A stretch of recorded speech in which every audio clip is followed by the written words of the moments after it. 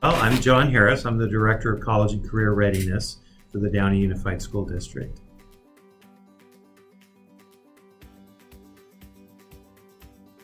I think we work pretty hard at developing relationships and putting our students directly in contact with institutions of higher learning for a couple of reasons.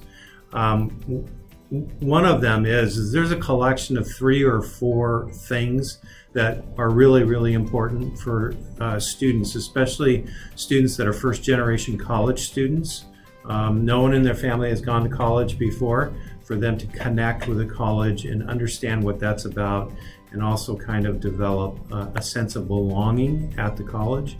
And when you can partner with a college and connect with them so that they have opportunity to be on the college campus, to connect with college professors, to be involved in a program like Femineers, which is sponsored by Cal Poly Pomona, then it puts them in a much better place of understanding that the college wants them there. The college wants them to be part of the College of Engineering or whatever college that you're partnering with at the university. And that increases their chances of actually showing up the first day of college and then realizing they have a place there and they can pursue their dreams and reach higher than they ever thought possible. Well, there's actually 3 other things that kind of stop students from considering college or whatever, and they start early in middle school, actually. And I was one of those students. My family was very, very poor. And my brother was very, very sick, my younger brother, very, very sick, and he passed away when I was 8. And my family had this huge medical debt. And so when I was in the 7th grade, I pretty much concluded my family is so poor, there's no way I'm going to be able to go to college. So the first hurdle to get past is there's help and there's places that will support you financially in order to go to college. But when you're in middle school, you sometimes just conclude, I know my family doesn't have any money, so who's going to pay for this? I'm not going to be able to pay for it. So that's one big, big hurdle to get past. And getting kids to fill out a financial aid application in high school. The FAFSA is a really, really important step toward getting a Cal Grant to help you in college. The second part is filling out the application. You don't get to go if you don't fill out the application. Mm-hmm. And so figuring out that application process and making sure that you're filling out the right applications, because the place that you're applying to needs to be the place that you're going to fit really well and feel like you belong, right? The third challenge is the summer after you graduate from high school and before the semester or quarter that you go to college. Because I don't have the statistics in front of me, but you would be surprised how many students apply for financial aid and get financial aid, apply to college and are accepted in a handful of colleges and choose one of them. And oftentimes they're tier 1 colleges, like one of the UC campuses or a private university, and they have money that's been given to them to go. And on the first day of instruction, they're not there. And they call it summer melt. It's like for whatever reason, and we're still trying to figure out those reasons, they don't go. Some families don't want them to go very far away from home, and so that's a big influence. So, I mean, that last piece is really, we think, that third piece is connected to the last one, and the last one is a sense of belonging and connecting to institutions of higher learning.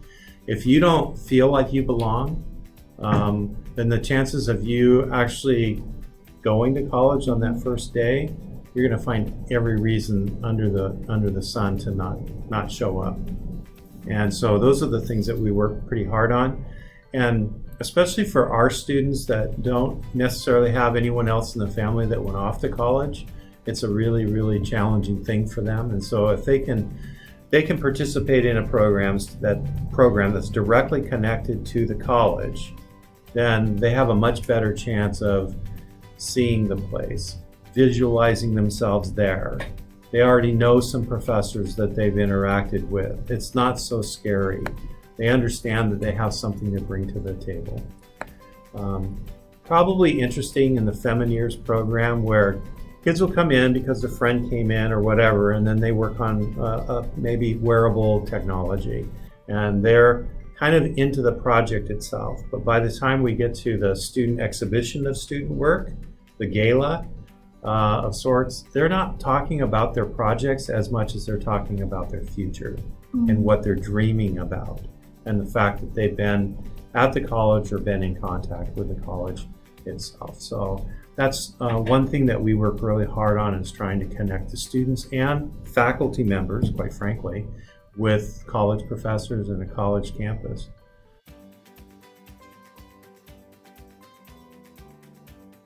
Benefits of partnering with an institution of higher learning or a community organization or some other entity that can provide a lot of support that you can't artificially manufacture within the school setting. And so those are some of the benefits. And the other piece too is I can't tell you, in my position as director of college and career readiness, how many times folks from other organizations will come in and see what our students are doing and listen to and interact with the students, look at the program and say, I thought you were doing some kind of school thing here, because it directly reflects what it is that they're looking for in terms of skill sets within industry.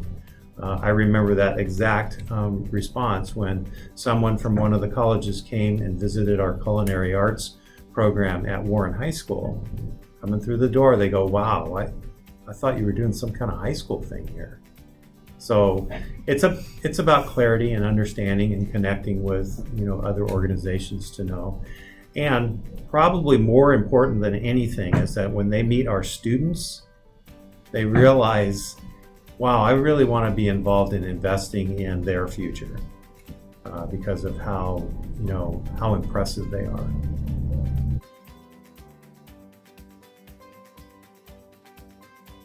I think you need to connect and network, meet people who are connected to the people that you've met or working with.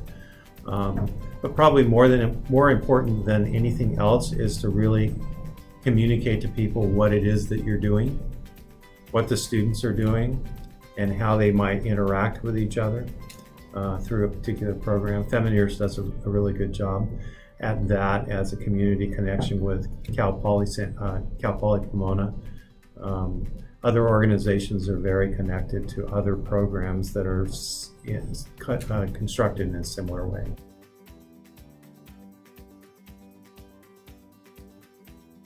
I just think that it's important that relationships are built within a student organization or within a classroom between an adult mentor and the students. And then there is some kind of project or product that the students are working on that gives them an opportunity to then display to the public so that they can see what it is that they've worked on, and then engage in a conversation about what have I learned and how am I dreaming bigger and reaching higher for my future as a result of being involved in this process.